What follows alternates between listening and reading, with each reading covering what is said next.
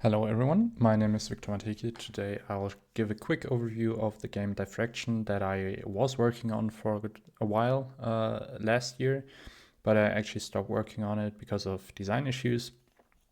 However, the game is still very interesting to me, so I might pick it up again in the future. And I wanted to give a quick demo of what it actually looks like, and especially the in-game editor that I wrote from it, or for it, I should say, that I still really like and enjoy using.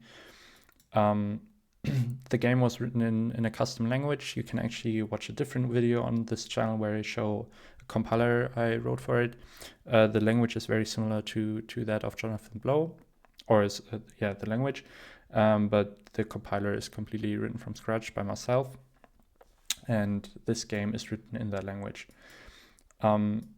So the game I can just maybe quickly show you is a Sokoban style game where you basically have to move the player always onto this goal tile. Now this is actually a very advanced level, but there is also stuff like this where you have to move rocks on different pressure plates, right, to activate doors or the goal.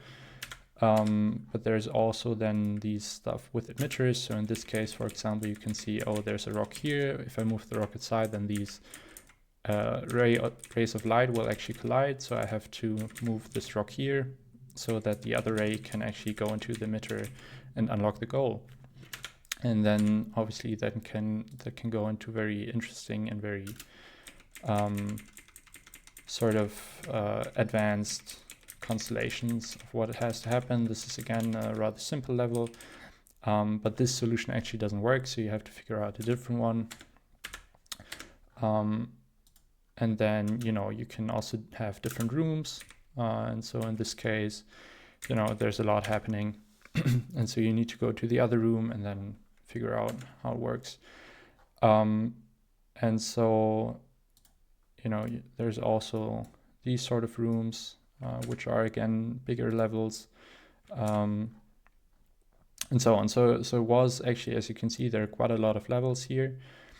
This one is also interesting as it has a sort of narrative to it. But yeah, to show you the editor a bit more, let me go into this level. So I actually started working on particles at the end, or towards the end. So you can have dust roaming around the level. You can have effects on the goal to indicate where the player should go. You can have like fire or explosion here to make stuff more interesting. And so you have this entire particle system here where you can set different stuff on what should happen. You have, all the default stuff on, you can move stuff around, you can select multiple things, move that around. You can also move stuff with the arrow keys to be precise. You have by default grid snap enabled, but you can disable that if you want, right? If you want to play something visually, that's not meant for gameplay purposes. You have the default copy and paste, right? I can copy that and paste it somewhere else. You can delete stuff, obviously. You have a lister of all the entities in the level. You have different level information, like if you want to set the camera where that should be. It was also pretty nice to you can hold down the W key to place walls. If you just want to quickly prototype something, you have these different things that you can deactivate or activate to help you. You can set a startup level on the thing that it should start on the level. Different stuff. You can also rotate, whatever.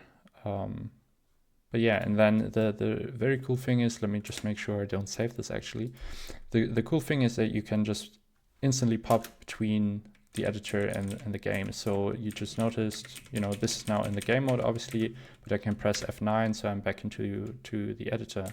And then let me just modify this and press space again, and here I am, and I can just continue playing.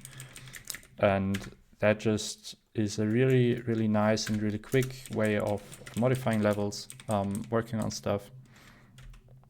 Because, especially with the larger levels, it can be really, really frustrating otherwise, having to wait all the time on like the application restarting or whatever, different issues with different engines, obviously. But this was a really nice workflow, just really quick to prototype stuff, to test stuff out, and see if it works.